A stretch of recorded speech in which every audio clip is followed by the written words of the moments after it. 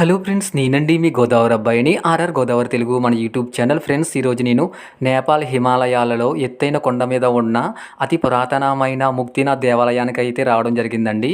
Already Muktinath దేవాలయం గురించి ఒక వీడియో చేయడం జరిగింది. ఇది రెండో వీడియో అండి. ముక్తినాథ్ దేవాలయం వెనుక 108 దివ్యదారులు ఉంటాయి. ఆ దివ్యదారుల యొక్క ప్రాముఖ్యత ఏమిటి, అలాగే ఎన్నో అద్భుతాలు విశేషాలతో కూడిన ఈ ముక్తినాథ్ దేవాలయం యొక్క చరిత్ర విశేషాలు మనం పూర్తిగా తెలుసుకోవాలి అంటే మీరు నా వీడియోని పూర్తిగా చూడవలసిందేనండి. మీరు నా వీడియోని పూర్తిగా చూసిన తర్వాత లైక్ చేసి, కామెంట్ చేసి, సబ్స్క్రైబ్ చేసి నాకు సపోర్ట్ చేయండి ఫ్రెండ్స్. ప్లీజ్ సబ్స్క్రైబ్ మన YouTube channel RR Godavari Telugu. Friends, నేపాల్లోని ముస్తంగా జిల్లాలో సముద్ర మట్టానికి 3710 మీటర్ల ఎత్తులో ఉన్న ముక్తినాథ్ ఆలయం హిందువులకు, బౌద్ధులకు అత్యంత పవిత్రమైన దివ్యక్షేత్రం అండి. మోక్షాన్ని అంటే విముక్తిని ప్రసాదించే క్షేత్రంగా ప్రసిద్ధి చెందింది. ఈ ఆలయం చరిత్ర వేల సంవత్సరాలు పురాతనమైనదిగా నమ్ముతారు అండి. హిందువుల పురాణాల ప్రకారం జలజంధుర్ని భార్య అయిన బృంద శాపం కారణంగా విష్ణుమూర్తిని శాలిగ్రామంగా మారమని శపిస్తుందండి. శాపం నుండి విముక్తి పొందేందుకు విష్ణుమూర్తి ఇక్కడ తపస్సు చేసి మోక్షాన్ని పొందారని పురాణాలు చెబుతున్నాయి. అందువల్ల ఇక్కడ కొలువై ఉన్న విష్ణుమూర్తిని ముక్తినాథుడు లేదా ముక్తిధాముడు అని పిలుస్తారు అండి. శ్రీ వైష్ణవ సాహిత్యంలో ఈ ఆలయాన్ని సలిక్కిరామం అని పిలుస్తారు. ఇక్కడ సమీపంలో ప్రవహించే కాళీ గండకీ నది విష్ణువు ప్రతిరూపమైన శాలిగ్రామాలకు మూలంగా ప్రసిద్ధి చెందిందండి. ఫ్రెండ్స్, నేపాల్ యాత్ర ఎలా ఉంటుందంటే సాహసం చేరాడెంపక అన్నట్టుగా ఉంటుంది. మనకు ఈ యాత్ర చేయాలి అంటే చాలా సాహసంతో కూడుకున్న యాత్ర అండి. ఎందుకంటే కొండల మధ్య ప్రయాణం చాలా అద్భుతంగా, చాలా ప్రమాదకరంగా కూడా ఉంటుంది. మనకు బస్సు వెళ్ళేంత ప్లేస్ ఉంటుందండి. కొండల మధ్య వెళ్తున్నప్పుడు ఎదురుగా వచ్చే బస్సు కూడా సరిగ్గా కనిపించదు. అంత జాగ్రత్తగా మనం తీసుకెళ్తూ ఉంటాడు. కొన్నిసార్లు ప్రమాదాలు కూడా జరుగుతాయండి. తేడా వస్తే భారీ లోయలు, కనీసం లోయలు పడితే బస్సు కూడా కనిపించదండి. అంత పెద్ద పెద్ద లోయలు, ఎటు చూసిన పచ్చదనంతో హిమాలయాల అందాలు అయితే చాలా చాలా బాగుంటాయండి. అందుకే మనకు చాలా ఓర్పు, సహనం కూడా ఉండాలి. అంతేకాదు, మనం నేపాల్ బోర్డర్లోకి వెళ్ళగానే అక్కడ సిగ్నల్స్ అన్నీ ఆగిపోతాయండి. ఒక పక్కన నేపాల్ బోర్డరు, ఒక పక్కన ఇండియా బోర్డరు ఉంటుంది. ఇండియా బోర్డర్ వరకు మన సిగ్నల్స్, మన డబ్బులు పనిచేస్తాయి. అటు సైడ్ బోర్డర్లోకి, నేపాల్లోకి అడిగి పెట్టగానే మన డబ్బులు కరెన్సీ వేరు, ఆ కరెన్సీ వేరు. అక్కడ రేట్లు కూడా ఎక్కువగానే ఉంటాయండి. ఫ్రెండ్స్, మీరు నేపాల్ వెళ్ళినప్పుడు తప్పకుండా ముక్తినాథ్ దేవాలయానికి వెళ్ళండి. ఇటువంటి సాహసోపేతమైన యాత్ర నాతో పాటు మీరు కూడా చేయండి. ఫ్రెండ్స్, మీరు నా వీడియోని పూర్తిగా చూసిన తర్వాత లైక్ చేసి, కామెంట్ చేసి, సబ్స్క్రైబ్ చేసి నాకు సపోర్ట్ చేయండి. ఫ్రెండ్స్, ఎత్తైన కొండలు, జలపాతాలు, అందమైన హిమాలయాలు, ఇటు చూసిన ప్రకృతి అందాల మధ్య ఎత్తైన కొండ మీద ఉన్న ముక్తినాథ్ దేవాలయానికి మనం వెళ్ళాలి అంటే మెట్ల మార్గం ద్వారా కూడా వెళ్ళొచ్చండి. 2 గంటల సమయం పడుతుంది. లేదా గుర్రాలు, డోలీలు, పల్లకీలు ఉంటాయి. వాటి ద్వారా కూడా మనం ముక్తినాథ్ దేవాలయానికి అయితే చేరుకోవచ్చు.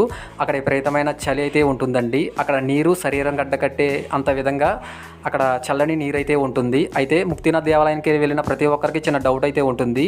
అది ముక్తినాథ్ దేవాలయం వెనక 108 దివ్యదారులు ఉంటాయి. అందులో ఫస్ట్ స్నానం చేయాలా, గుడి ముందు ఉన్న 2 కొలంలో స్నానం చేయాలా అనే డౌట్ చాలామందికి ఉంటుంది కదండి.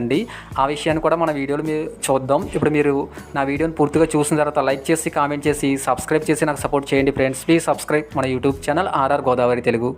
ఫ్రెండ్స్, ఇప్పుడు నేను నడుచుకుంటూ కొండ మీద ఉన్న ముక్తినాథ్ దేవాలయానికి అయితే చేరుకున్నాను అండి. ఇక్కడ మనకి దేవాలయం ఎదురుగుండగా 2 కుండులు అయితే కనిపిస్తాయి. అవి వాటిని లక్ష్మీ కుండు, సరస్వతి కుండు అంటారు. మనం వాటిలో కూడా స్నానం చేయాలి. అక్కడ వాటర్ కూడా మన శరీరం గడ్డ కట్టే అంత విధంగా వాటర్ అయితే చాలా చల్లగా ఉంటాయి అండి. ఎక్కువసేపు కూడా మనం స్నానం చేయలేము.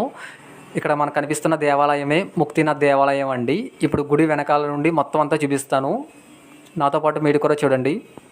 ఈ ఆలయం పగోడా తరహాలో 19వ శతాబ్దంలో నేపాలీ రాణి సువర్ణ ప్రభాదేవి రాజా రాణా బహదూర్ షా భార్య నిర్మించారు. ఆలయ గర్భగుడిలో విష్ణుమూర్తి రాగి విగ్రహం పద్మాసనంలో దర్శనమిస్తారు అండి. నేపాల్లోని ప్రసిద్ధ ముక్తినాథ్ దేవాలయం హిందువులకు అత్యంత పవిత్రమైనది, పుణ్యక్షేత్రం అండి. ఈ క్షేత్రంలో దేవాలయం వెనుక 108 జలధారాలను ముక్తిధార్ అని పిలుస్తారు. దీని ప్రాముఖ్యత, ఆలయ విశేషాలు ఏమిటో ఇప్పుడు మనం చూద్దామా అండి. ఆలయ ప్రాంగణంలో వెనక వైపు అర్ధ చంద్రాకారంలో ఎద్దు, గోవు ముఖం ఆకారంలో చెక్కబడిన 108 రాతి కుళాయిలు ఉంటాయండి. వాటిని జలధారాలు అని పిలుస్తారు. పవిత్ర గండకీ నది నుండి వచ్చే మంచు లాంటి చల్లని నీరు ఈ దారాల ద్వారా నిరంతరం ప్రవహిస్తూనే ఉంటుందండి. ఫ్రెండ్స్, వరుసగా 108 జలధారాల్లో స్నానం చేయటం వల్ల పూర్వజన్మ పాపాలు, కర్మాలు తొలగిపోయి మోక్షం, ముక్తిని లభిస్తుందని భక్తుల బలమైన నమ్మకం అండి. హిందూ ధర్మంలో 108 సంఖ్యకు చాలా ప్రాముఖ్యత ఉంటుంది. ఉదాహరణకు జపమాలలో 108 పూసలు, నక్షత్ర పాదాలు, అలాగే 108 దారలు హిందూ మతంలోని 108 పవిత్ర దివ్య క్షేత్రాలను సూచిస్తాయని కూడా నమ్ముతారు. ఈ దారల్లో స్నానం చేయడం తరువాత ఆలయం ముందు లక్ష్మీకుండు, సరస్వతికుండు అనే 2 పవిత్ర కోనేరులో మనం మునక వేయాల్సి ఉంటుందండి. ఇక్కడ నీరు కూడా శరీరం గడ్డ కట్టే అంత చల్లగా ఉంటుంది. ఫ్రెండ్స్, ఇప్పుడు నేనైతే బయట నుండి ముక్తినాథ్ దేవాలయాన్ని దర్శనం చేసుకున్న తర్వాత ఇప్పుడు ఈ 108 జలధారలో స్నానం చేయడానికి అయితే వచ్చాను అండి. షర్ట్ కూడా లేకుండా స్నానం చేస్తున్నాను. ఇప్పుడు ఎలా ఉంటుందో అనేది నాకు చాలా టెన్షన్గా ఉంది. అందరు ఈ వాటర్లో అయితే స్నానం చేసినప్పుడు అయితే గొంతులు వేసుకుంటూ వెళ్ళిపోతున్నారు. నేనైతే షర్ట్ లేకుండా స్నానం చేస్తున్నప్పుడు ఒక్కొక్క దార తల మీద పడగానే తలంతా తిమ్మిరెక్కిపోయినట్టుగా అనిపించిందండి. సరిగ్గా కూడా నడవలేము. అలాగని పెద్ద దూరం కూడా ఉండదు. గుడి వెనకాల ఎల్ షేప్లో ఉంటుంది ఈ 108 దారులు. ఒకసారి పక్కకు వస్తూ మళ్ళీ మధ్యలో స్నానం చేస్తూ ఎలాగైతే 108 పూర్తి చేసుకుని గుడి ముందు ఉన్న సరస్వతి కుండు, లక్ష్మీకుండలో కూడా స్నానం చేయాలి అండి. జస్ట్ ఒక మునిగి వెంటనే పైకి వచ్చేసి టవల్తో తుడుచుకున్నా సరే చలి అయితే తగ్గలేదండి. 2-3 గంటల సేపు అయితే విపరీతమైన చలి అయితే ఉన్నది. నాకైతే తల పట్టేసినట్టుగా కూడా అనిపించిందండి. ఫ్రెండ్స్, మీరు నా వీడియోని పూర్తిగా చూసిన తర్వాత లైక్ చేసి, కామెంట్ చేసి, సబ్స్క్రైబ్ చేసి నాకు సపోర్ట్ చేయండి ఫ్రెండ్స్. ప్లీజ్ సబ్స్క్రైబ్ మన YouTube channel RR Godavari Telugu.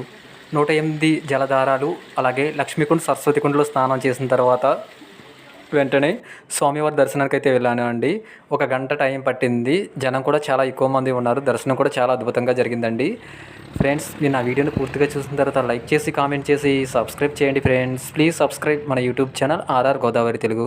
Friends, మనం నేపాల్లో ఉన్న ముక్తినాథ్ దర్శనానికి మీరు కూడా వెళ్ళాలి అనుకుంటే మన భారతదేశం ఆంధ్రప్రదేశ్, తెలంగాణ నుండి ముక్తినాథ్ వెళ్ళడానికి ప్రధానంగా కాఠ్మండా లేదా పొఖారా నగరాల మీదుగా మనం చేరుకోవచ్చు అండి.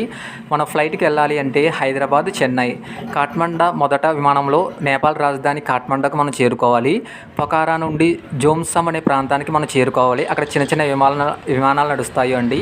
ఉదయం పూట మాత్రమే నడుస్తాయి. అది కూడా వాతావరణంపై ఆధారపడి ఉంటుంది. అక్కడ వాతావరణం ఎప్పుడు ఎలా ఉంటుందనేది ఎవరు చెప్పలేము.